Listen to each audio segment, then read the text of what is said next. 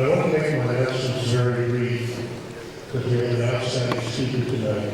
We need as much time for him and for a Q&A following the call as possible. I do want to let you know very briefly that on January 2nd, Gordis for Shabbat dinner. We're going into our third year of having this. It's probably one of the most important works of chesed that we do, to take these kids who come from abroad, join the army, put their lives on the line to defend us, to defend the state of Israel.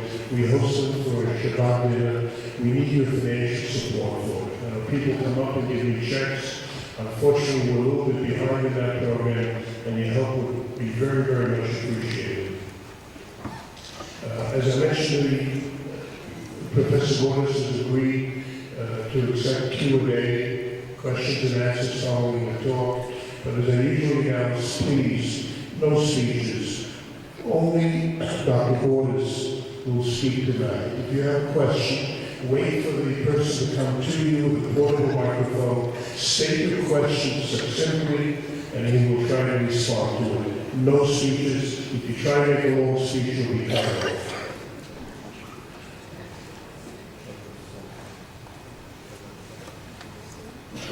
Video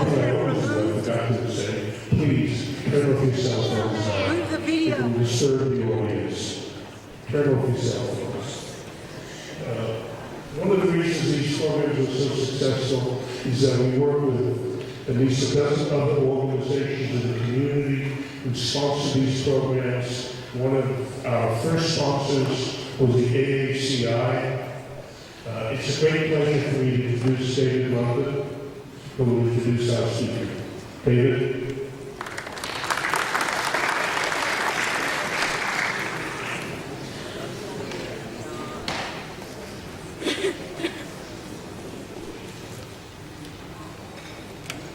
Good evening, Shavua Tov, Chodesh Tov, and of course my very good friend Esther Shapiro forgot one more thing. For those Americans out there, we wish everyone a happy Thanksgiving. He signed out the Thanksgiving dinner on last Thursday, and it was very interesting. We had a British family who were members of ACI and decided to come and attend. They wanted to experience a true Thanksgiving. They told me afterwards they loved the food, they loved the entertainment. We had a Macy's Day Parade, we had a folk singer, an American folk singer, but they just couldn't understand how we eat yams and marshmallows. They just couldn't understand that. Again, I want to thank our partners, Jerusalem Great Synagogue, President Esther Shapiro, and the director, Rabbi George Finkelstein, for really leading this and organizing this wonderful series. Thank you very much. It is a great pleasure that I have to introduce Dr. Daniel Gordis. Daniel and I got better acquainted when he participated on an ACI cruise as a scholar in residence. Unfortunately, this year, Daniel and his wife, Elisheva, are not available for the upcoming cruise to Florence and Rome, but that we hope in the future that they will both join us in the future on another cruise. Of course, I extend my invitation to all of you, not to be scholar residents, but to participate in our upcoming cruise. On the cruise, Daniel spoke numerous times. He truly is spellbinding scholar. But Daniel's talks reach each and every one of us who loves Israel and the Jewish people. He engages us in deep and important thought. Daniel, who made Aliyah in 1988, was currently president of the Shalom Center Foundation and senior vice president and senior fellow of the Shalom Center in Israel. Daniel is married to Elisheva and has 3 children. Tonight, Daniel will speak on the Jewish assault on Judaism in America, its origins, and what it might mean for the future of Israel. I read something that I thought was very nice, very special. Jeffrey Goldberg, a writer at the Atlantic, wrote, "If you ask me, of all the people who know, who cares the most about the physical, moral, and spiritual health of Israel, I will put the commentator and scholar, Daniel Gordis, on the top of the list." Daniel.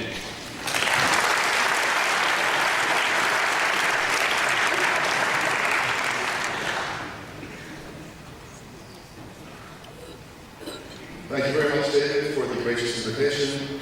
Thank you to Asher once again for the invitation to be here again as well. thanks to all of you for coming out on a chilly winter night. Shavua Tov, Chodesh Tov, and Yisru Chag Sameach. It's a great honor to be once again back at the Great Synagogue and to have such an august group with whom to try to raise serious issues. And I hope that the nature of the title gave you some sense that I would like to purposely bring tonight a little bit provocative. The very idea of a title, The American Jewish Assault on Judaism. One person already came up to me a few weeks ago in Shul, where we live in Boston, and said there's a mistake in the title that makes no sense. The title makes sense, the talk may not make sense, but the title was intentional. To try to be a little bit provocative and to raise some ideas this evening that I hope will cast light on an issue that we all think about, perhaps in a different kind of a way. Whether you'll find the ideas convincing or not remains to be seen, but it's more important to me to get some of us to think a little bit outside of the box than to have everyone here leave completely convinced of the theory that I'd like to suggest to you. But what I'd like to look at this evening is the question of why there is, among American Jews, a diminishing level of support for the state of Israel. And I want to stay away from politics, and I want to stay away from all the sorts of things that we normally talk about. And the claim that I'd like to make is that Israel is really caught up in a much larger issue. The issue isn't so much the state of Israel, I'll try to suggest. It is actually a dramatic change taking place inside American Judaism, and in Israel and American Jews' relationship to Israel is but one manifestation of that larger phenomenological change. We'll get to that in just a little bit.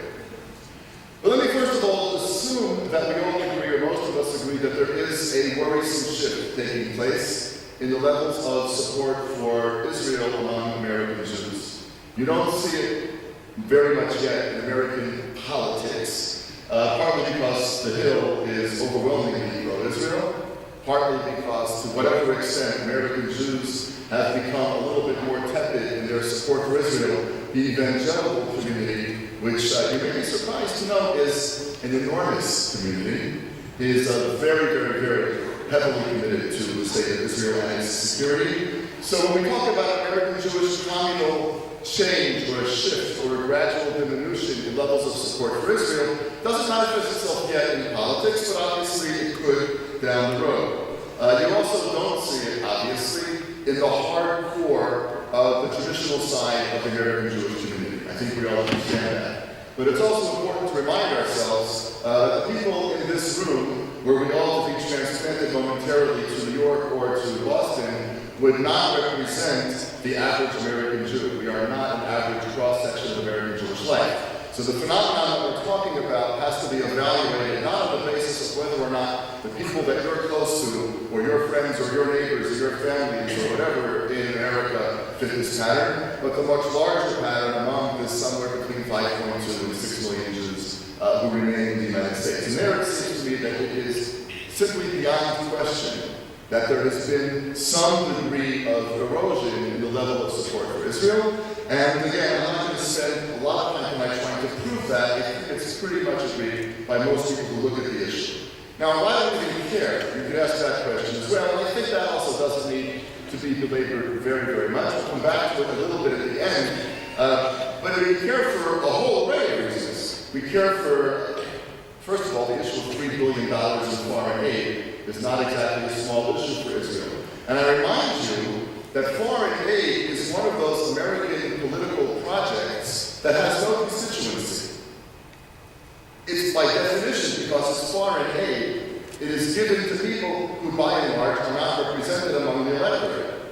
Now it's not entirely true, because that foreign aid is stipulated that the vast majority of it has to be spent in the United States on American technology and so on and so forth. So it's not a $3 billion check that we can just cash and buy Hanukkah presents, because now that there's no shortage, we're all aware that there's a dwindling number of shopping days left. But it's not that kind of foreign aid. It's not cold cash, but still, even though there is an American constituency in the technological world, the military world, that definitely wants the money spent, clearly, if a government like the American government today has to make potentially far-reaching cuts in its allocations to all sorts of things, foreign aid is a natural choice. Because if you cut public service, citizens actually care. If their garbage gets collected less frequently, or their mail comes less frequently, or whatever, people actually care. That a country across the ocean that may or may not be an American strategic asset. But a country across the ocean gets its foreign aid cut, and the next day it looks like it's still chugging along, okay? That's the sort of thing that were it not for, I think, the right wing of the Republican Party today, there might be much more possibility of that. So we care on that level. There's no doubt whatsoever that American Jewish pressure, for example, on President Obama had something to do with what he said in the UN in September. Now again, you may or may not be a great fan of President Obama, and this is not the night to have that conversation, but it's clear that what he said at the United Nations in September made a difference. It's clear that it actually shifted to a certain extent the momentum that was there. You may all recall that we all expected in August or in September that the motion for Palestinian statehood would not necessarily pass the Security Council, but there was some good degree of concern that it would pass the General Assembly. Now that seems like a distant memory because it's sort of gotten stalled along the way. But it didn't get stalled because the Palestinians forgot that it's what they wanted. It got stalled because the political process became extremely complicated. And President Obama's speech, again, whether you love him or don't love him so much is not the point tonight. President Obama's speech had a tremendous amount to do with shifting the momentum, and his speech was not a little bit influenced by pressure from the American Jewish community. So you care for that reason also. You care for that reason as well. And I think, by and large, we also care because those of us who are here tonight understand that the future of the Jewish people is going to be charted largely, certainly not exclusively, but it's going to be charted and mapped and navigated largely from Eretz Israel and Medina Israel. That's not to suggest that Jewish communities outside the United States are not important. They're critically important, but this is ground central.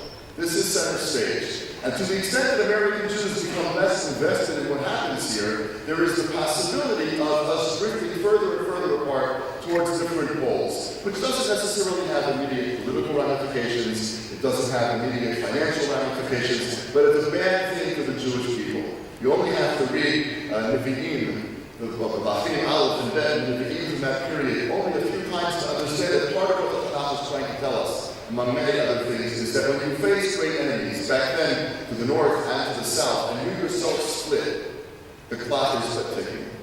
And we understand the Jewish people cannot afford to be deeply fractured. Israel is one of those highly divisive issues in the Jewish world right now, and so therefore, to the extent that American Jews drift further and further away, that's a problem. Therefore, we want to try to intercede somehow. Therefore, we would like to try to do something, whether it's educationally or programmatically or in some way to see, can we stop the shift? Can we somehow stem the flow? Can we change the tide? But in order to do that, I'd like to suggest tonight, we have to understand what's happening. If you don't understand what's happening, you can't intervene.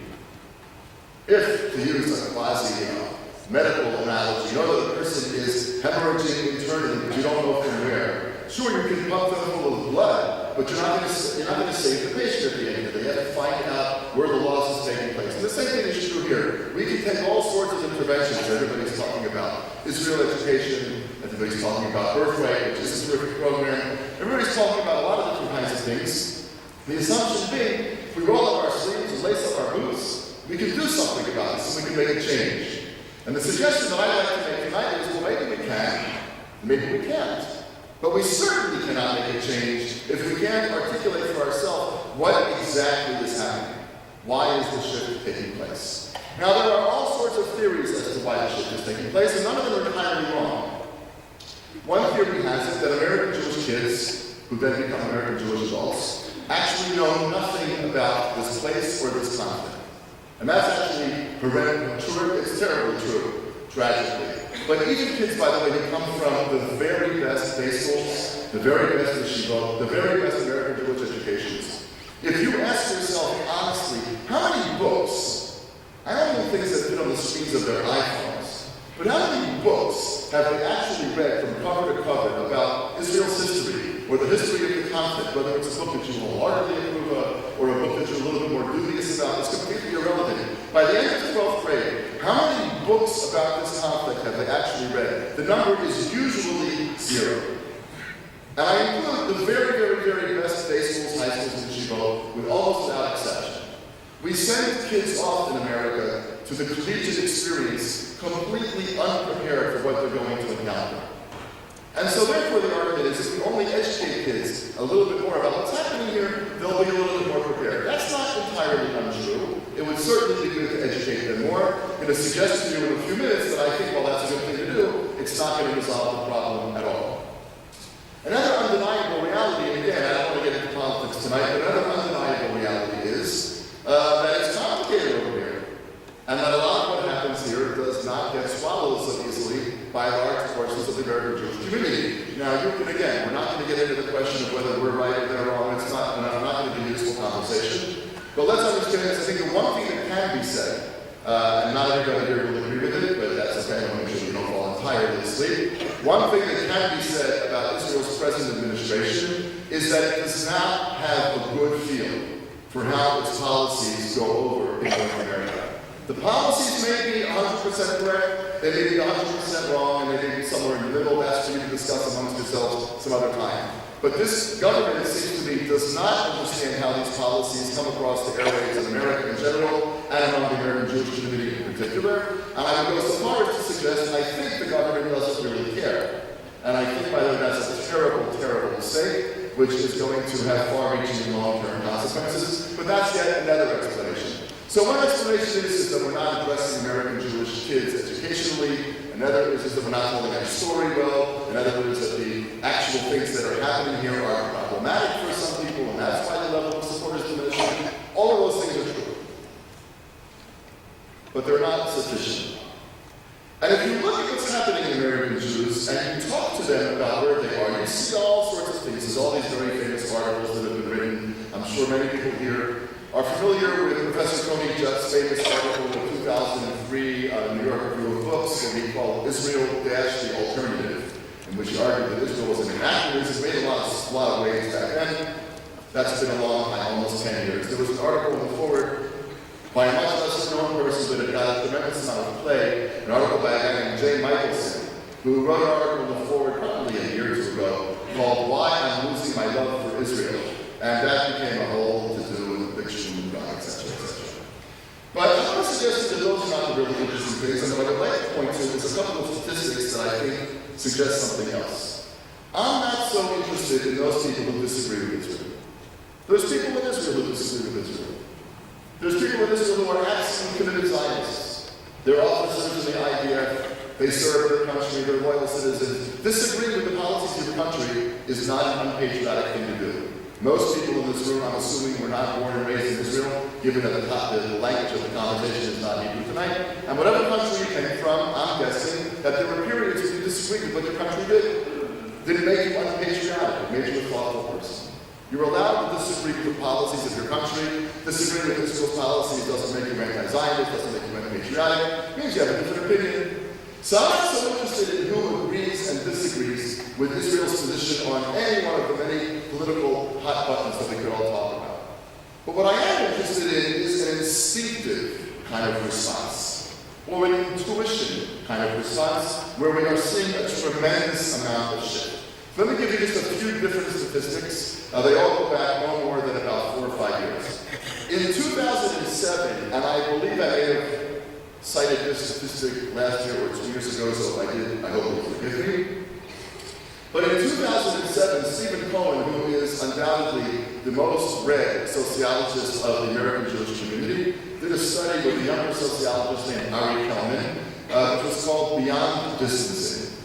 And I probably quoted this back then, but they asked a whole array of different kinds of questions. But one of the questions I thought was particularly interesting.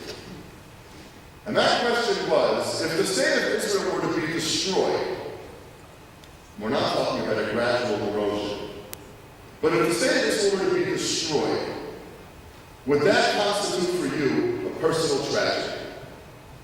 Now, not surprisingly, among American Jews aged 65 and over, 80% said yes. I mean, the state of Israel has been destroyed would be a personal tragedy. But also, not surprisingly, the younger you got, the less the percentage was. So that by the time you got to American Jews 35 years old and younger, 50% of people said that the destruction of Israel would not constitute for them a personal tragedy.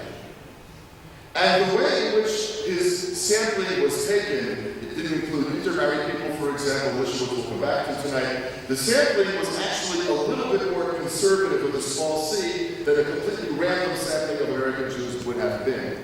Therefore, it seems to be pretty clear that in taking an actual random sampling of American Jews, more than half would have said that the destruction of the state of Israel would not constitute for them a personal tragedy.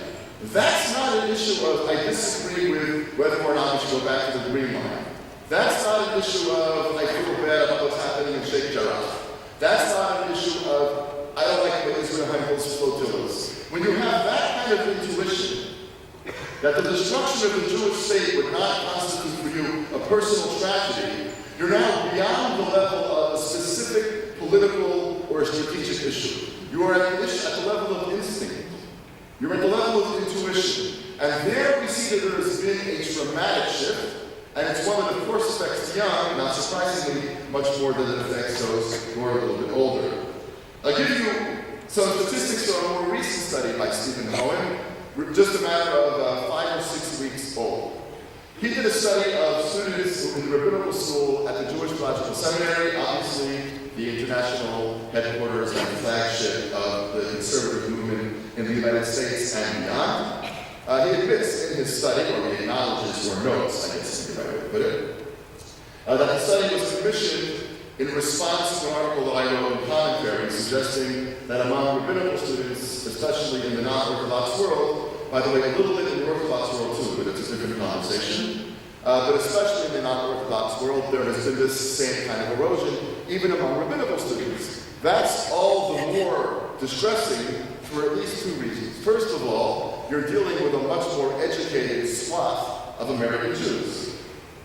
You just are. They know more Torah, they're more read about Israel, they're more read about the Middle East, they know more Jewish history, they just know more. So if the problem was education, you should find this phenomenon somewhat more muted there, but it's not clear that you do. The second reason this is of tremendous importance is that their influence is exponential. Each one of them gets up someplace on many Shabbatot and speaks to people, and over the course of time has a tremendous impact on how those people think and see Israel. So if these people who have exponential influence are also drifting away, the problem is more severe than one might have thought. And therefore it became important to a number of people, including the leadership of JTS, to try to indicate that my estimation of the erosion among rabbinical students was either exaggerated or incorrect, and they commissioned Stephen Cohen to do this study, which seems to me proved exactly what I had said, even though they couched it in somewhat different terms. So I'll give you an example, two simple facts, which I think are distressing. They're not Shrike-Revolve distressing, because the numbers are in the 90s, but nonetheless. Close to 15%, I think it was 12% precisely, of these students, current students, said that they are uncomfortable thinking of Israel as a Jewish state. That's not 90%. But 12% is not a small number. 12% is about an eighth. And a decade or two ago, the number would have been virtually zero. Now, you can't know where it will be in 10 years, or 15 years, or 20 years, but 1 out of 8 people say, I don't think Israel is that, but they're uncomfortable with the very idea of Israel being a Jewish state. I remind you, Kol Od Baleva Pnima Nefesh Yehudi Homiyah. The first sentence of the Declaration of Independence. In the land of Israel, the Jewish people was born. That is Ben Guri's way of introducing the Declaration of Independence to say, this is going to be about the Jews, this country. It will have non-Jewish people in it, they should have full rights, etc., etc. But the fact that 1 out of 8 of those people already thinks that the idea of a Jewish state, broad Jewish state, is problematic, should, I think, strike us as being very worrisome. The same polled students also gave one other interesting statistic, which was 56% said that they believe that Israel is just as much at fault for the continuation of the conflict in the Middle East as are the Palestinians. Now again, I'm not one of those people who believes that all the fault lies on the other side. I think that Ribono Shel Olam has been very generous to all of us and laid fault all over the place, and you could point to all sorts of things that we should do differently, could have done better, etc., etc. But it does seem to me, and I have a hunch to most of you, that any reasonable read of the conflict, no matter how critical you might want to be, of what the state of Israel has done for the last 63 years or before, whatever, still you would have to say, it seems to me, that any reasonable reader of history here suggests that while we may have made our share of mistakes, that the conflict cannot be laid equally at the feet of both sides. That just seems to me is not a terribly interesting comment. It seems to be rather obvious. But again, among these poll students, 56% said that they think that the blame is at least 50-50 and no more their fault than ours. Which goes to say again that I think that the level of intuition and instinct is shifting, and that there is a profound change. And I want to remind you that time doesn't stand still. Where we are now is not where we were 15 years ago. So it's safe to assume that where we are 15 years from now is not likely to be where we are. We're looking at trends and directions. And therefore, 12% could become 25%, 56% could become 70%, etc., etc. There is, on the level of gut instinct and intuition, a dramatic shift taking place among not only rabbis, but American Jews altogether. And that seems to me is the question that we ought to try to articulate to ourselves why it is happening. And now I'm going to tell you exactly what I think the reason is, and so then you can kind of nod off. And then at the end, when you're walking out, if somebody says to you that you agree with me, this is the part that you have to either decide that you agree or you don't agree with. I'm going to try to defend the thesis, but at least if you nod off from now on, you'll have a sense of what got said. I think that American Judaism is going through a dramatic transformation. And the dramatic transformation in American Judaism is that it is sometimes consciously and sometimes unconsciously being entirely recrafted in a move away from Jewish peoplehood towards Jewish religion. And in so doing, what is happening basically is that American Judaism, again, not in the quarters of American Judaism from which many of you come and from which many of you periodically return, but we're talking about the large swath, that American Judaism writ large is actually reconstituting itself very much in the image of American Protestantism. More and more as time goes on, I think that for American Jews, the image of what Judaism should be is Protestantism. That does not mean that they are thinking that Jewish theology should be Protestant theology, or that Jewish liturgy should be Protestant liturgy, or that Jewish religious leaders should be called ministers. Nothing of the sort. I'm going to try to explain to you now what I mean by that. You cannot imagine using the phrase, the Protestant people. It doesn't mean anything. It means absolutely nothing. There are Protestant people all over the world. But the phrase, the Protestant people, is entirely meaningless.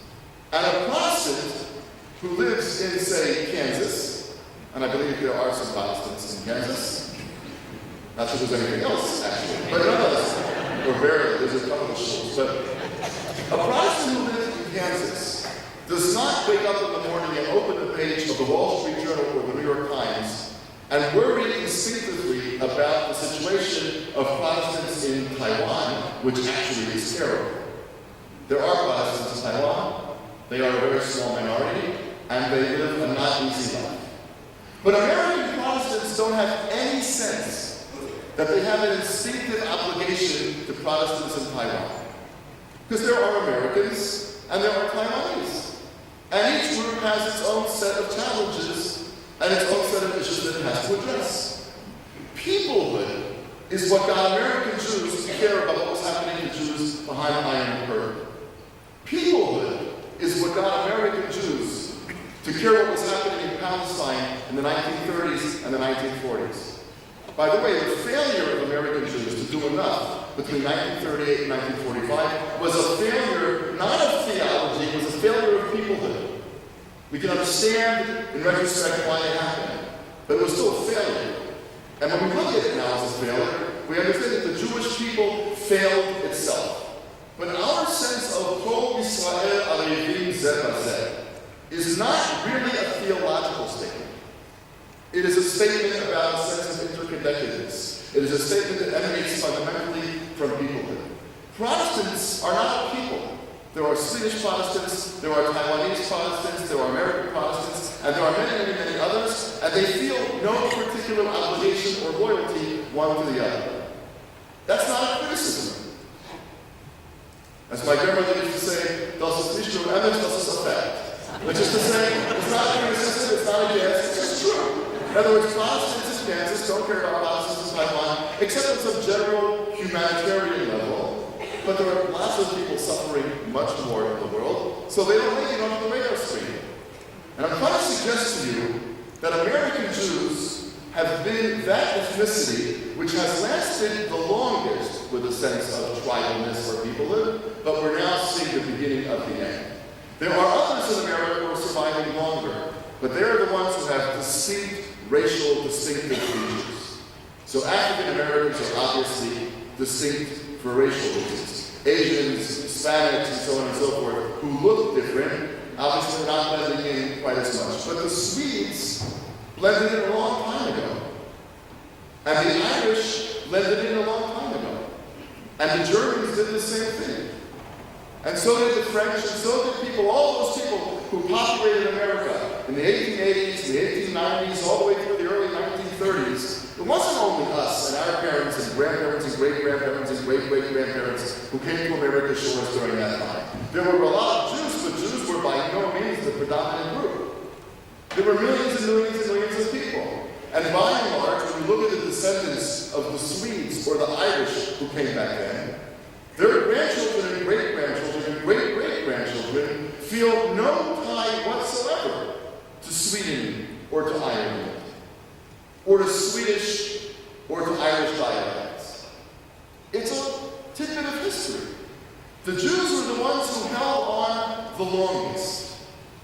But I think you could make the claim that we're beginning to lose the grip. Not we, because we're here, and not we, because it's less true among the more traditional swath of American Jewish life, but I remind you that that traditional swath is but a relatively small fraction of America as a whole.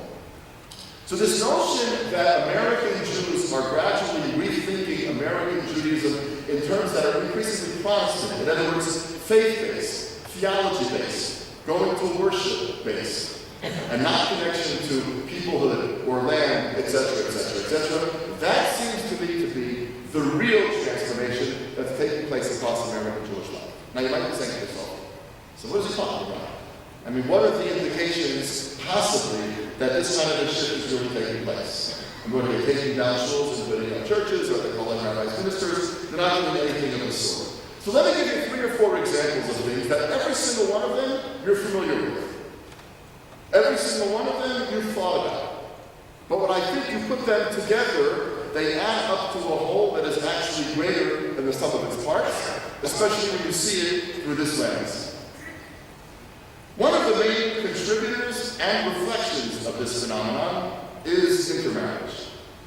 Now, the intermarriage story is well known. Everybody remembers the 1990 National Jewish Population Study, which said that 52% of American Jews were intermarried. Everybody started to strike involved. Oh my God, what are we going to do? But now, everything has calmed down. Nobody's so worried about it anymore. The rates are exactly the same. The rates haven't changed, but the shock is gone. Why is intermarriage very good? I'll try to explain to you why intermarriage both contributes to what I would call the Protestantization of American Judaism, and why it is also a result of the Protestantization of American Judaism. This is going to come as a shock to you. But people can marry each other and disagree about certain things. Have you heard about that? Okay. The men are wrong, but nonetheless, you can disagree. So, married people who live happily married lives can go to different schools. I am in such a marriage. I just can't stay in school longer than an hour and a half on the shop this morning. It's clear to me that the Rebbeinu Shalom doesn't stay more than an hour and a half, so why should I? My wife thinks the longer you stay, the greater the experience, and so on. Okay, this is not the differences. You can like different kinds of literature. You can have different political beliefs. That's just the nature of the beast. And that, in fact, sometimes makes it more interesting and a better relationship. Most of those differences are very manageable. And the vast majority of them are ultimately bridgeable. But if I am a member of a people, and my spouse is not a member of that people, that's a different kind of thing. Because peoplehood is not about where I go to shul. Peoplehood isn't about whether we're going to buy this novel or that novel, or we're going to buy the hardcover or the softback or the ebook. It's not about whether we're going to go to a chamber music concert or a symphony. It's not about the kinds of things that people can disagree about and pass them over very quickly. Peoplehood is about the question of, in light of what nation do I define the purpose of my life? What history, what narrative, what meaning actually situates me in the cosmos? What do I think I am inheriting and what do I want to bequeath? Who are the people on the globe who matter to me, yes, more than other people on the globe? Not because they're better, not because they're smarter, not because they're more just, but because they're mine. To be part of the people means to say, even a Hashtokin mensch who doesn't live in my community on a certain level is my problem if he's part of my people. I don't have to agree with him. I don't have to like him. But he actually centers himself more on my radar screen than lots of other people. It is an instinctive, tribal, and somewhat exclusivist way of looking at the world. It just is. When the Mishnah talks about the fact that the poor of your community come first, and then there are expanded concentric circles of caring and so on and so forth, it's really, again, not a theological claim. It is an instinctive, intuitive, fundamental, tribal peoplehood claim that there are people in the world who matter to us more. And there are traditions in the world that matter to us more. And there are literatures in the world that matter to us more. There's a language in the world that matters to us more. And yes, there's a place in the world that matters to us more. Now, if I try to make a life with another person who is not part of this people, then the more this peoplehood thing is central to me, the more we are now faced with a chasm that we cannot bridge. But I like this person. I actually love this person. I want to spend my life with this person. And I'm Jewish, so I don't want to give that up. So what do?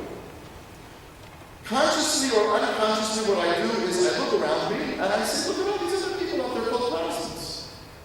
They have a very interesting religious life. They sing beautifully, they pray, they have community, they study, they do a lot of things that seem very familiar to me. But they have no sense of peoplehood. I could live with the Jewish version of that. And what happens over the course of time is you hear less and less said about peoplehood in those circles because it makes it more palatable to make lives with people with whom we would otherwise have, if not unbridgeable gaps and broad yawning chasms, at least chasms of some significant nature. Now, once you've begun, by the way, to downplay the dimension of peoplehood in the way in which you understand Jewish life, it not only helps those people who are already intermarried, it actually lowers the barrier to future intermarriage. In other words, it is both a result of the phenomenon and it contributes to the phenomenon. Because we're not talking about a halachic issue. I hope everybody understands that, right? In other words, the people that we're talking about, halachic considerations are not part of the vocabulary. So what would be the reason not to do it? Your reason not to do it is because sometimes you can't share your world with this person. But maybe you can. You can, I suggest to you, simply by changing what your world is. If your world is just a Jewish version of their world, they have worship, we have worship. They study the Bible, we study the Bible. They sing, we sing. They have holidays, we have holidays. It works. And that's exactly what's happening in American Jewish life. So the intermarriage issue, which we're all familiar with and which we do not need to belabor tonight, is actually, I think, both a cause and a symptom of this Protestantization of American Jewish life, which I think has very far-reaching consequences. I'll make one very interesting side comment here before we go on to the next major issue. The side comment is that I'm sure that all of you are aware that in the Reform movement in the United States, intermarriage is permitted, and rabbis are allowed to officiate intermarriages, etc., etc. Again, you don't agree with that, but that's the reality.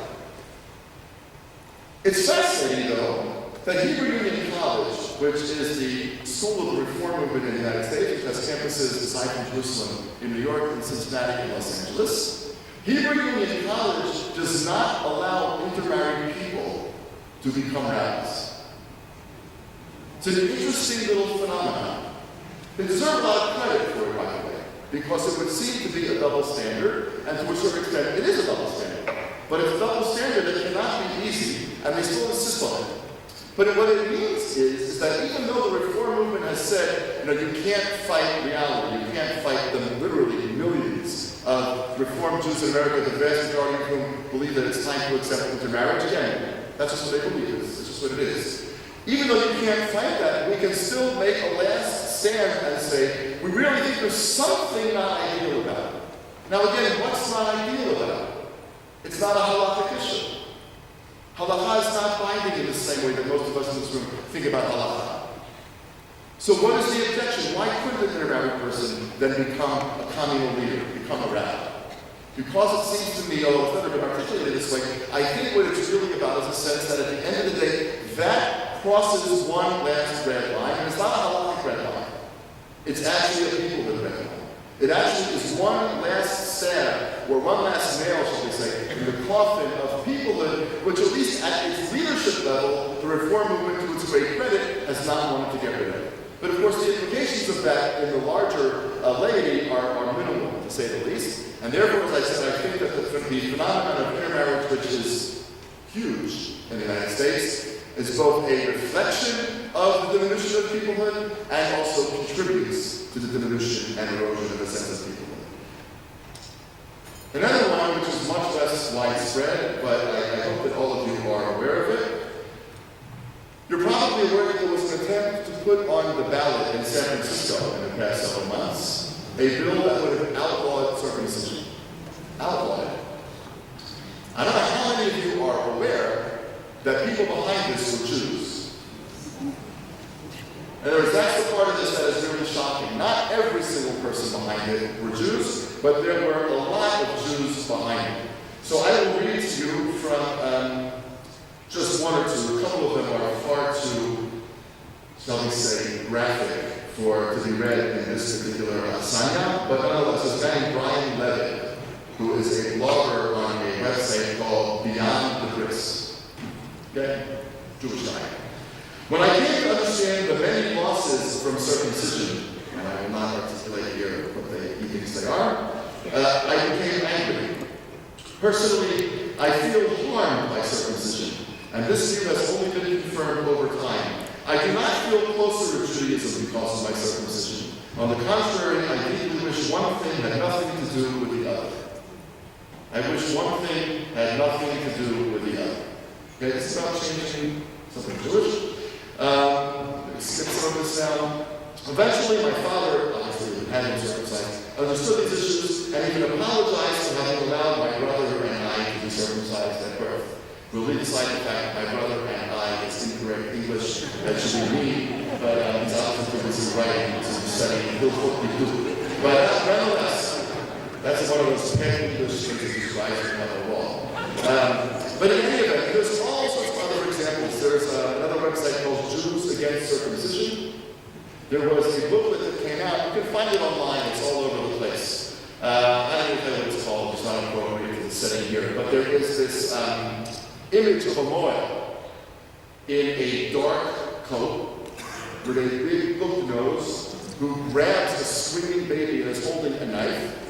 And then there is this superhero figure who comes in on a cape with blonde hair and blue eyes, coming in to save the poor baby from the fangs of this, quasi-Haredi-looking demon. It is literally out of the art that you could have found in Germany in 1936. Literally, only in color. And it's really extraordinary that, again, a lot of people behind even the artwork were Jews. There is something unbelievably self-hating about this phenomenon. This is not just wanting to protect Jewish babies. You just have to spend, again, most of it's just not appropriate for discussing in this particular setting, but you can go on to, again, it's called Beyond the Gris, another one called Jews Against Circumcision. There's a whole bunch of them. Just Google it. You'll find it without any problem. It's not hard to find. There's something self-hating about this. There's something self-effacing about this. Because understand, if you and your wife or you and your husband decide you're not going to have a bris for your kid, okay. I mean, the halacha even knows what to do about that. Who the chiyuv falls on, if your parents don't do it, etc., etc. The Gemara knows about this problem. So it's not unheard of, and it's not insurmountable. But when you decide that you now need to take your personal opposition, bring it to the ballot in San Francisco, and try to make it illegal for Jews anywhere in San Francisco to have a bris, no matter where they fall on the Jewish map, what you've done is you've taken this notion to a much greater extent. I want to suggest to you that circumcision represents a lot of different kinds of things. But circumcision has been a mark of Jewish peoplehood. It simply has. It has been a mark of covenant. Yes, it is deeply theological in that regard, but I want to assure you that during pogroms and during the Nazi regime, when Jews were selected on the basis of the mark of circumcision, that was not a theological move. All you have to read is books like Anthony Joyce's magisterial work about English anti-Semitism, and so on and so forth. All these brand new histories that have come out in the last couple of years about the history of anti-Semitism in general, the history of British anti-Semitism, and just look through them.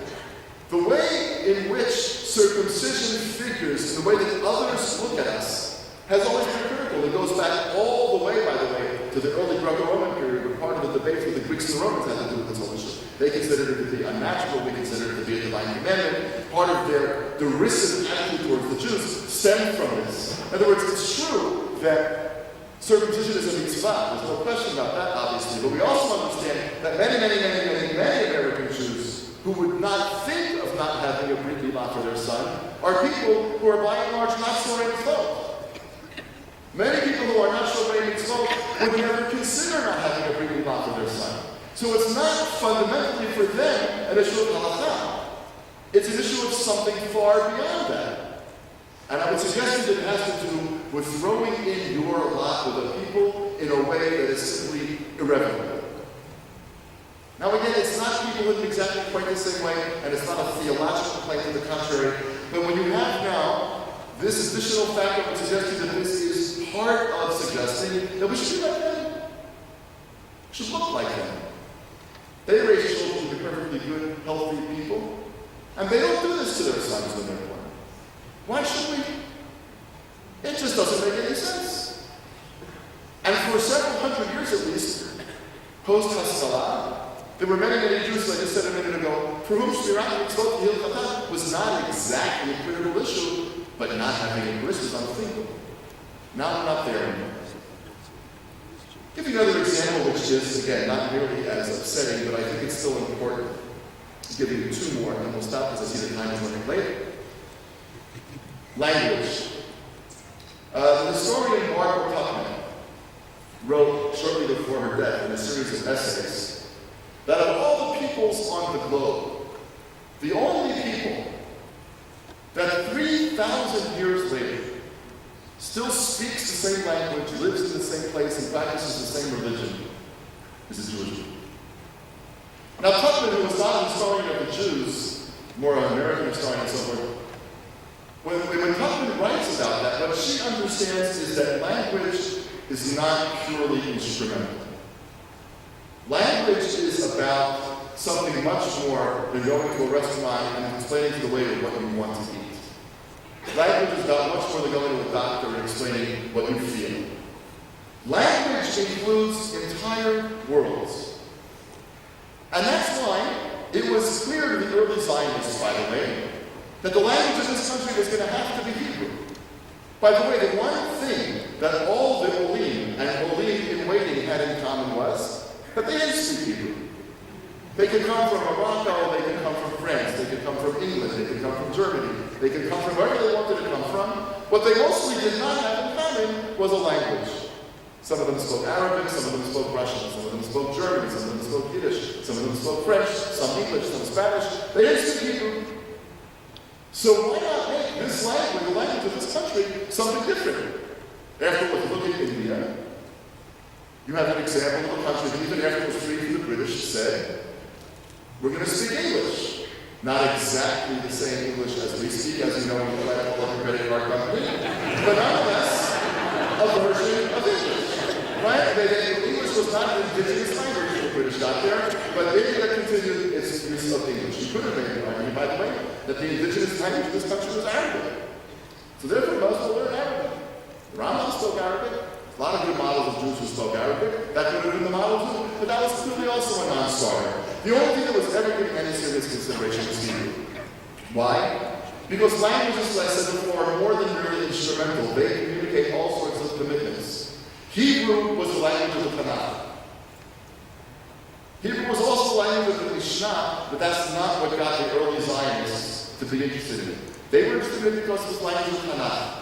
Because it was the language of the Tanakh, it was the language of the Jews in the period of Yehoshua and the Shoftim and Shmuel Aleph and Shmuel Bet and Malachim Aleph. In other words, it was the period of time when the Jews had last been sovereign on their own land.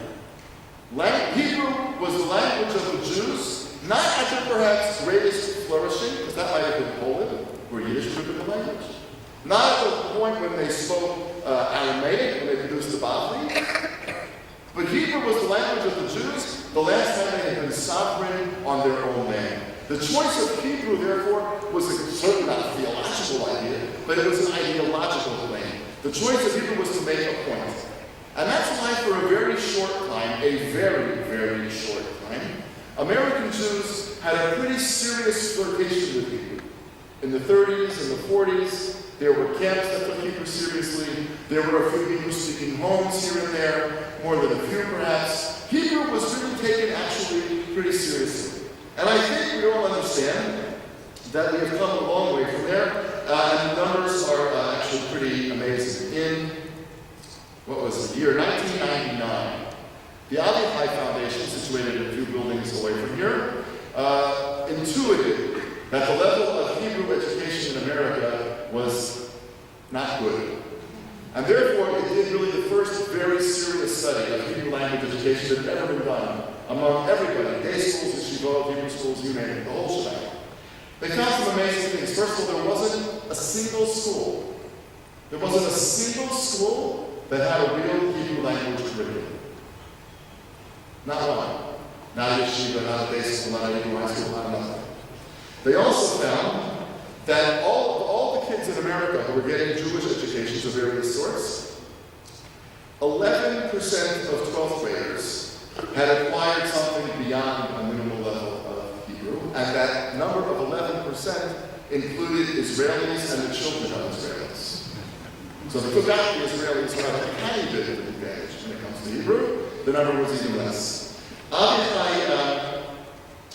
has done a lot since then to try to boost Hebrew, but in 2007, the National Survey of American Jews found that 28% of American Jews say that they can understand a simple Hebrew sentence. Now, I don't want to remind you that that's their own self-appraisal. You know, Hayeled Utov, okay, you know, Le'ezer Miflaga, you know, Mitzvata, that's also a simple Hebrew sentence, and I'm not sure how many of the 28% would have understood Hitzbata or Miflaga. But, you know, one word out of three is not. So, but in any event, it's clear that the level of Hebrew language in America is beneath anything that you would have thought serious. I want to remind you that these are the very same kids who take AP, Advanced Placement Tests, in Spanish and French. Now, American Jewish children are not incapable of learning another language. They actually exceed the national average for learning other languages. They're not simple. They're just not taught Hebrew.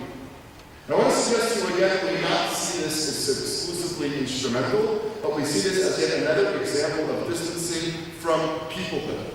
I'm going to go back to those Swedes that I mentioned to you. The great-grandchildren of Swedes who came over at the end of the 19th century, beginning of the 20th century, they do not speak Swedish. And the great-grandchildren of the Irish don't speak any of those many Irish dialects.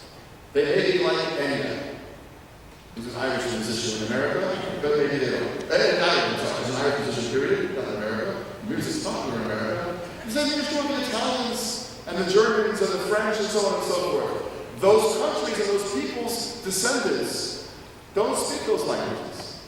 And they don't feel any particular closeness to Sweden, or to Italy, or to Germany, or to Ireland. Maybe on a holiday The food is a little bit different. Maybe there's some pictures, maybe there's a map, maybe there's a something, but usually there's not.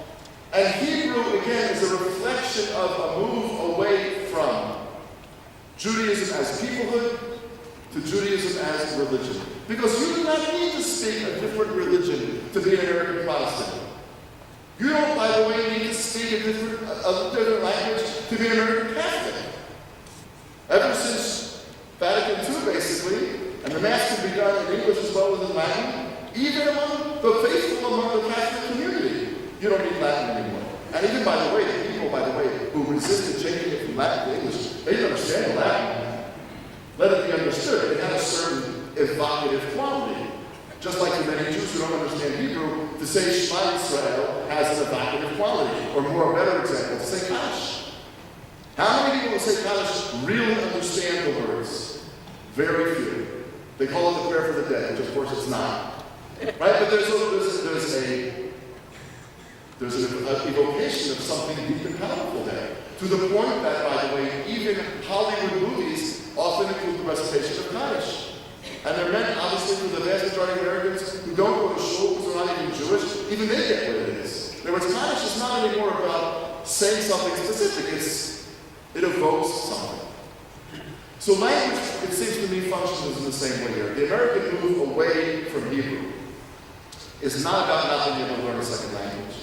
And it's not about moving away from Israel, which we'll obviously come back to. It's about trying to recast this Jewish experience in a way which is less peoplehood-oriented and more just a religion. And every other religion that they look at there doesn't have a language associated with it. They do it all in English. If English is good enough for them, English is good enough for me. Because they seem to be doing fine, and they're interesting, and they're educated, and they're decent people, and I want to be interesting. I'm educated, I like to think that I'm a decent person. Why do I need a different language? Because language was never about, as I said, being able to communicate. Language was about evoking a sense of national history. Language was about creating an ongoing sense of connection to other Jews. Language was about even a connection to a different kind of place. When all of that becomes less important as a result of people becoming either less important or problematic, we move away from language. The last example that I want to give is that of denominations. You know, we have all these denominations in American Jewish life. Reformed, Reconstructionist, Conservative, Orthodox, each one is divided up into 50 billion different ones. That's the Protestant model. The Protestants invented denominations. I mean, Protestants have denominations for a very, very, very long time. Methodists, go on. The denominational battle in America is actually highly dysfunctional. It's got nothing to do with which denomination is right or wrong. Don't get me wrong on that. That's not the issue. The issue is the mere existence of denominations is problematic. Because what denominations does is that it first and foremost puts theology at the top of the list of their denominations. And once you disagree about theology, then you can separate into all your different churches. That's exactly what Christians do. Christian tradition has an expression since the Reformation that when you disagree about a major theological issue, you make your own church. Jews have taken this and made out of it an art form. There are not more Jewish denominations than there are Christian denominations. But Jews have turned the ugliness of denominational fights, which is a long-standing Christian tradition, and it still goes on to this very day, even intra-denominational Presbyterians and so forth, among other things about Israel and so forth, and about the ordination of women. There's all sorts of different kinds of issues. But the Jews have taken this and actually done no less well with it. There is something about denominations that has actually also destroyed our sense of truth. Because when we identify first as Orthodox Jews, or first as Reformed Jews, as first as Conservative Jews, or first as Reconstructionist Jews, what we are focusing on is what we disagree about. That's the first thing. I am not like them. I disagree with them. They are wrong because. That's the starting place of our Jewish self-definition. And that can only destroy peoplehood. And the reason it seems to me, and again, I would say that denominationalism here is like intermarriage, both a cause and an effect of this diminution of peoplehood. At a point at which we first define which group is ours and which group can really, go away, can we accept that basically Kol Yisrael is not exactly where we are anymore. And we know it. Kol Yisrael just does not have the the sense of pull that it did in America a generation or two ago. So denominationalism, by the way, I think here you have to say honestly, and I'll say something that I'm sure many of you will disagree with, but that's all right. I think we're everybody's fault in this, including the Orthodox community. And I think that when an Orthodox rabbi says, I'm not sitting on a panel with person X, Y, or Z, we're contributing to that. I mean, Israel can negotiate with Hamas, which it actually does, as we all understand. But this person can't sit on a platform with somebody, can't sit at a table and disagree in the same microphone. It seems that when we've gotten to that point, and we've gotten to it from all different sorts of positions, not just Orthodox rabbis, obviously, people all across the board, then what we are saying is that my little shtickle matters a lot more than the whole. And that destroys the sense of Jewish peoplehood. And in an era in America where American Jews are all too anxious to be just like the Protestants, one of the characteristics of Protestant life is that you split apart into different churches, which have nothing to do one with the other, basically, after a certain amount of time, over theological, if not minutia, then at least theological issues. And I would suggest to you that the Jews are doing exactly the same thing. There are other examples that you can give you, but I see time is running short. So let's just tie that part of this up without a few last comments, and I'll stop in a minute or two. I want to suggest to you again, once again, that when you add together the intermarriage issue, this new phenomenon with the breeding in San Francisco, and the reverberations about it elsewhere in the Pacific Northwest as well, you throw in the abandonment of Hebrew, and then you add in denominationalism. These are all part of a larger picture. They are part of a larger picture that says this Judaism for the 21st century in America is going to be a very different kind of Judaism. It's going to be a Judaism, consciously or not, that we are going to model on what really looks very American, which is Protestantism. Now, when you are there, what difference in the world does a little embattled country across the ocean that shows no reasonable hope of being at peace in your lifetime have? Why should you care? Israel, it seems to me, is not the issue. The diminution of American Jewish support for Israel, I think, is not about Palestinians. It's not about beauty versus city versus Evan. It's not about any of those things. Of course those things feed it, don't get me wrong. They're not unrelated. What I'm trying to suggest to you is that fundamentally, the real shift is that American Jews don't think of themselves as being a people anymore. And if you're not part of the people, what does this little country, so far away, so embattled, so far from peace, and frankly to them, very often embarrassing, why should they care? And that's exactly why 50-something% say, 4 or 5 years ago, if the state of Israel were destroyed, it wouldn't be for their personal tragedy. That doesn't mean I don't want it to be destroyed. Doesn't mean I'd be happy about it. It would be sad. You know, it's 1 or 2 less bar mitzvah destinations that are possible. It would be a bad thing. But a tragedy is a pretty high bar. And no, it wouldn't be a tragedy. Because what other country could be destroyed anywhere in the world that Protestants would think would be a Protestant tragedy? There's nothing. So for us to... And therefore I want to suggest to you that our response has to be crafted in light of this, if you think it's right. If you think it's wrong, then it doesn't have to be crafted in light of this. But if you do think there's anything to this, then I want to suggest to you that as important as Israel education is, and as welcome as the new programs and initiatives in Jewish education are, and as fantastic as Birthright undoubtedly is without question in my mind, they can't solve the problem. Because the problem is not about Israel, the problem is about people. And if we're going to address the problem, then it seems to me that what we're going to have to do is do it educationally, not about Israel, but about people. The question isn't how should the Israel curriculum be shifted. The question is how does the people curriculum become shifted. The question isn't really how often does the rabbi talk about Israel. And in another survey, by the way, when rabbis across the board were asked, what's the one issue you would never discuss from the pulpit, the most common answer was Israel. Because it's too divisive. And they just don't want political sides. So you have to address all of that, that's true. But the way to measure this is not how often does the rabbi speak about Israel, but how often does the rabbi speak about people. That is interesting. And I'll end this by saying something very quickly about birthright. Birthright actually has an enormous number of impacts. It changes people's views of Israel, but it changes their views of Judaism too. That's what's amazing. When they look at the number of people who said that they would intermarry, without any question, before birthright, and those who say the same thing after birthright, the number goes down. Overwhelmingly, no, but there is a shift. What's that about? And I want to suggest to you that it's about the bus side.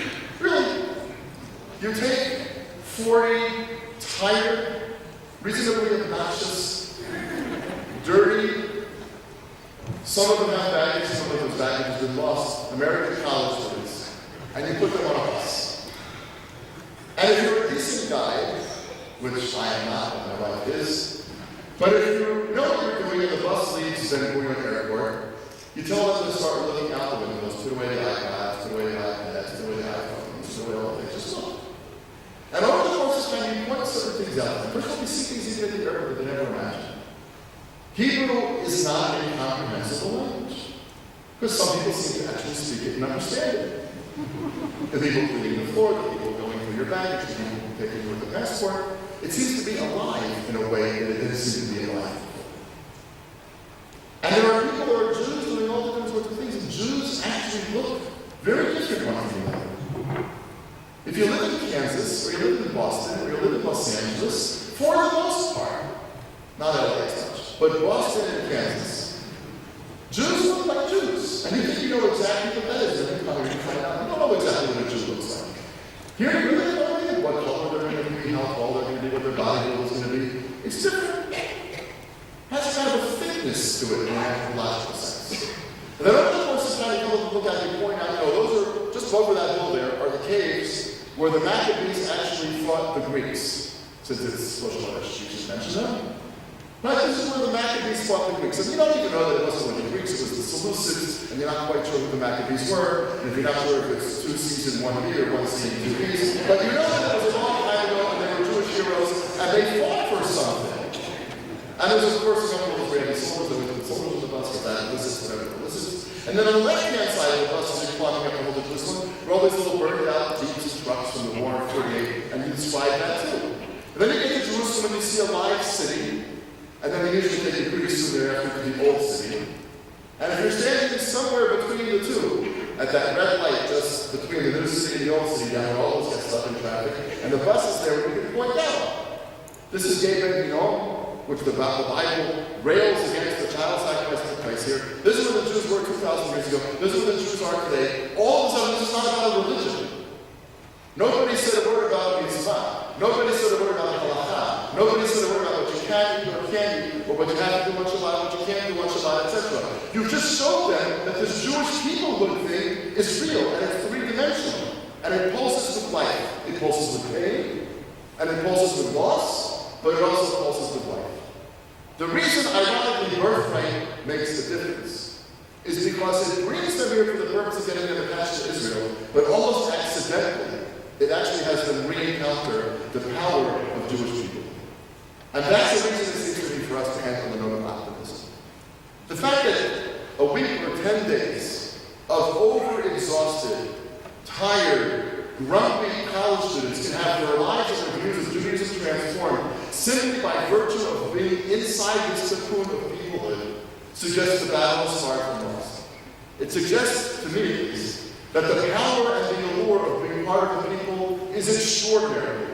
It is a kind of a siren, if we use the image from the Odyssey, and so on and so forth. It has a kind of a magnetic attraction to it that most of us would never consider giving up. And more importantly, those people who grew up without it find that their lives can be transformed with it. The challenge for us, therefore, is to not underestimate the depth of the trauma that we face, but it is also not to give up. It is also not to say that the numbers are so overwhelming that there's nothing we can do. We understand the power of the lives that we live. We understand the power of the place in which we live. And we understand that the power of the place is religious and it is political, but it is more than that. It is peoplehood. And we know that if we bring people here to see it, it touches them and it touches them deeply. There are probably ways of evoking this in other places too, and we have to explore them. Those of us who know how transformative being part of the people can be has but one sacred obligation: to reach out to those who no longer know how to hear the music, but to assure them that the music still plays, and step by step, bit by bit, note by note, to teach them how to play the music once again. Shavuot Tov.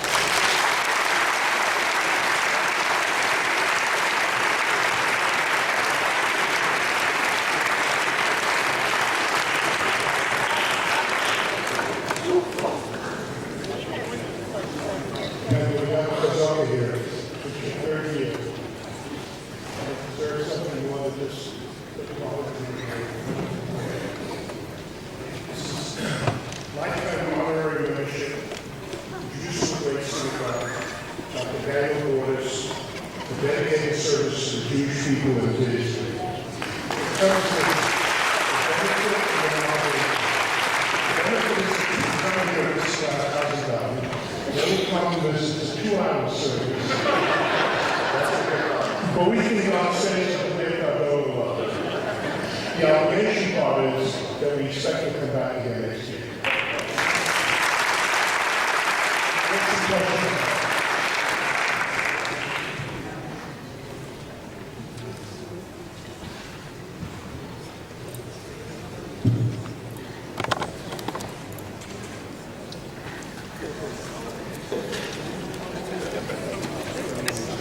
I was very moved by your talk, and I want to ask you really, in terms of the American Jewish community, isn't there a way to have rabbis of all denominational groups really meet together? Isn't it time that they really got into the areas of peoplehood, as you so beautifully expressed, and how can we get these various rabbis who serve various kinds of synagogues come together to discuss what their obligations are and how they see themselves as leaders of the Jewish people? I was asked to repeat the question just in case. What do we do to get all these rabbis of various stripes to get together? And what kind of shul they serve to address this issue? I think it's an important question. We all know what brings Jews together. Crisis. That's what, no, really, we do. I mean, crisis brings us together. I'm told, I can't vouch for this, but I'm told that in Chinese, the word for crisis and opportunity is the same word. That's been said so many times that if it's not true, the Chinese will probably change it by now. So many Americans think it's that way. But I think that's the answer. The answer is that it's not going to be anything other than a sense of crisis. And if this transformation of American Jewish life that I'm talking about is really taking place, there's one possibility that I'm entirely wrong. Another possibility is that I'm partly wrong. But if it's true to some extent, then it really is actually a potential crisis. Because what has been at the heart of Jewish survival has been a sense of peoplehood, I believe. And therefore, I think if you could convince rabbis across the band that what we're dealing with here is not a footnote, but actually a very serious crisis, that might actually bring them together and discuss this. So part of the reason for my wanting to try to raise this issue tonight, and then hopefully in an article down the road, is to actually try to engender some conversation about the issue precisely for the purpose of bringing about the results that you spoke about. Gordis, is it part of tonight's purview to comment about the Haredi and Satmar type of alienation from Jewish peoplehood, or is that another subject altogether? I think we're going to leave that as another subject. Got it. Since I'm not answering the question, I'm not repeating the question. Isn't the process you described very, very similar, if not exactly the same, as the process in Germany in the 19th century with German Jews? That's an interesting question. Isn't this process that I was describing very similar to the phenomenon that we witnessed in Germany among Jews? The truth of the matter is that I don't really know. In other words, what we clearly had in Germany was the denominational piece. That's for sure. You had the beginning of reform, and then you had You had what eventually became conservative Judaism, began with Cy Frankel and so forth, with his group in Germany. So the denominational piece, yes. What I'm not enough of a historian by a long stretch to be able to say is whether for those people that also came with an attenuated sense of peoplehood. I'm sure there are people who know the answer to that question, I just don't. But it's an interesting question to look at, and I just check it out.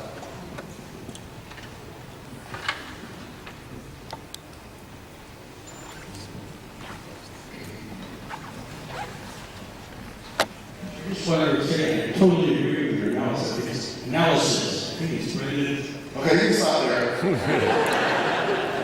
And I totally agree with it.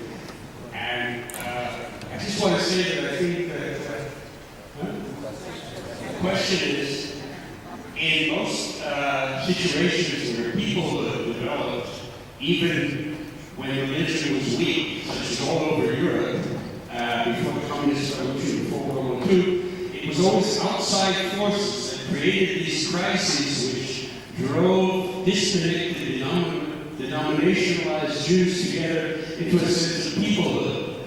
And I have a feeling that the crisis currently existing in the United States will have a similar effect, creating a crisis which will change the direction that you described. How do you feel about that? So I think most of the question basically that peoplehood was always fomented or encouraged by outside crises, and the same thing will happen today. So look, I want to say something about today in a minute, but I want to address first your assumption, which I think is true in a certain way. I think it's absolutely true that outside crises created a sense of unity. I'm not sure that's exactly the same thing as peoplehood. I think that peoplehood comes much, much earlier, and it's much, much deeper. In other words, I'll remind you that actually the idea of peoplehood in the Tanakh, I think we may have talked about this last year, but I don't remember for sure, but the idea of peoplehood in the Tanakh is actually bracketed or bookended by two non-Jewish rulers. The first one is Paro, in the first perek of Shemot, who was the first one to ever call us a people. Hinei am b'nei Yisrael rav v'atzum mimenu ha'bani chachmalo, etc., etc. First person that calls us, God, the Baruch Shalom says, and so forth. But first time anybody calls us an am is Paro. And then, of course, the very, very, very last pasuk of Divrei Hayam Bet, I think in Paragraph Aleph, when Koresh says to all of the Jews in his kingdom, whoever is part of this am, you should go up, etc., v'ya'al, and so forth. So I think that the Tanakh, and then of course 1,000 places in the middle, the Tanakh has a profound commitment to the idea of Jewish people. By the way, the Tanakh has a profound commitment to other peoples as well. I mean, for example, Yirmiyahu, and prepare this, but I just want to remind myself that it's Yirmiyahu, and I can't quote the pasuk, I apologize, who actually bemoans the destruction of Moab. And it's Yeshayahu who predicts that in Achroit Hayamim, all the various nations of the world are going to come together, not to all be Jews, to all worship God, but that peoples continue. So I think that the Tanakh, and this we did talk about last year, the Tanakh is in many respects a book or a series of books about the centrality of people. And if you look, by the way, at the Siddur also, it's something that really hasn't been taught nearly enough. But if you look at the Siddur and you look for all the references to Chaverim, Kol Yisrael, etc., etc., and so on and so forth. I think that the peoplehood idea in Judaism actually predates and precedes outside influences. I think that what the outside forces do is they create a sense of unity, but the unity actually evokes the peoplehood that is dormant for people who've been raised on the Siddur and raised on the Tanakh. But now we'll come to where you're at. The question is, what is dormant that could be reawakened? What's dormant now is certainly different from what was dormant in Germany in the 1900s. I mean, in the 1800s, forgive me. For sure. Because no matter what was or wasn't happening in the 19th century in Europe, those people only lasted a generation or two because of what ultimately happened in the middle of the 20th century. And therefore, they never got nearly as disconnected from Jewish sources as a whole as we have in America today. There were some who were unbelievably disconnected.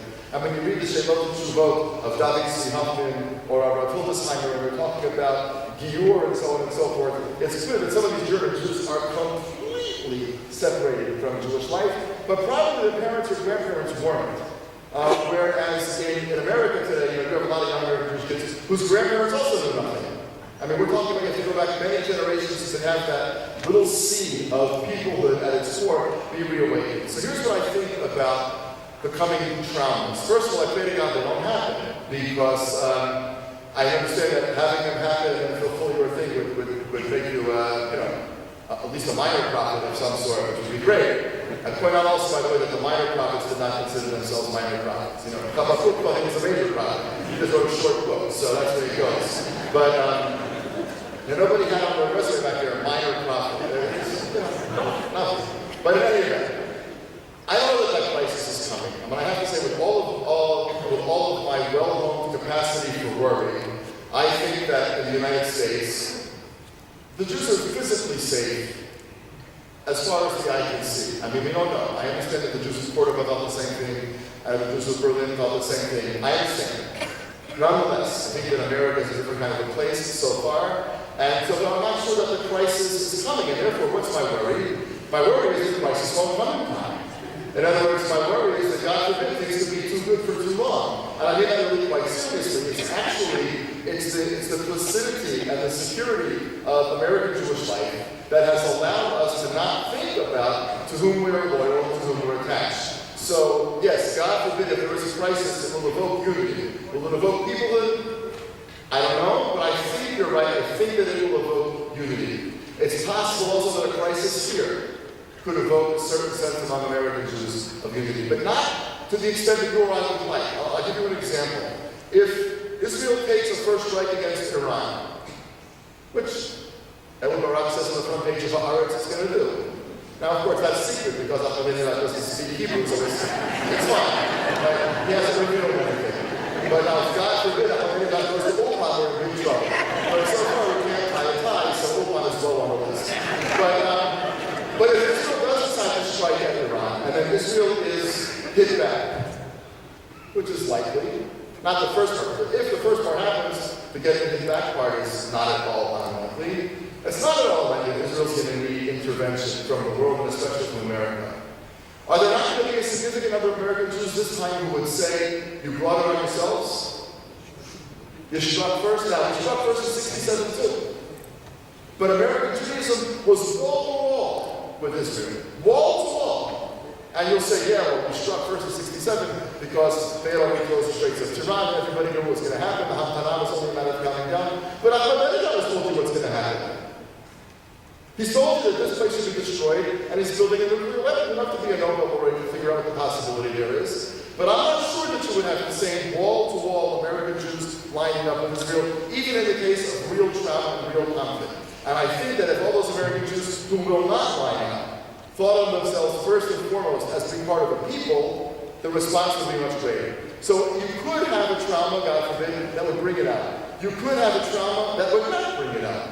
But the worst possible scenario is that you won't have a trauma. And that life will go on the way that it does, and that things will continue to change until we will cross a Rubicon someday where it will be so diminished that it will be hard to re-evoke it.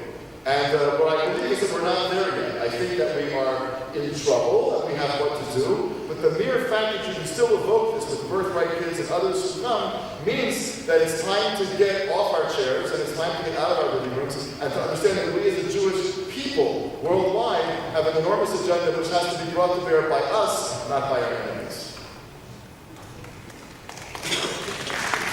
Thank you for extremely you've helped us accomplish the purpose of these lectures, which is to make people think. Thank you so much. Put your telephones back on.